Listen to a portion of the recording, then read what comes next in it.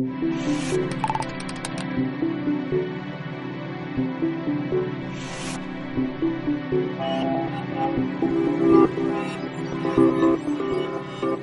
satellites we launch end up living in a box around 150 kilometers wide, 36,000 kilometers above the equator.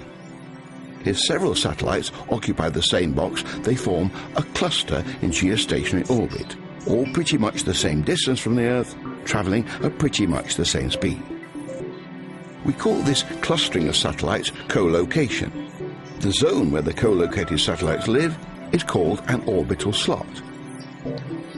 If a satellite experiences a problem, others in the same orbital slot are in a position to take over, which means high reliability can be guaranteed. It also means there's plenty of capacity for lots of channels and services that need a bit more bandwidth, like high-definition television. All the channels that live on satellites in the same orbital slot make up a channel neighborhood. And that allows TV viewers at home to pick up many channels from more than one satellite via a single rooftop dish.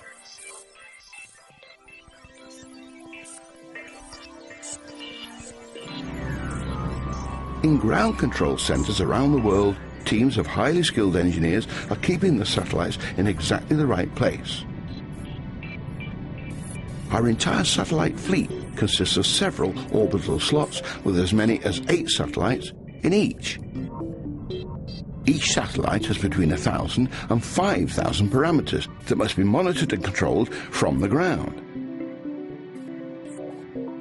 Considering that a 0.1 degree error in the pointing of an antenna corresponds to a 70-kilometer shift in the footprint on Earth, the positioning of satellites is very important.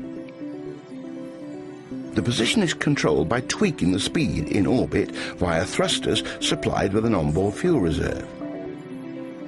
With this method, the engineers can keep the position of the satellite in space accurate to within less than a single meter.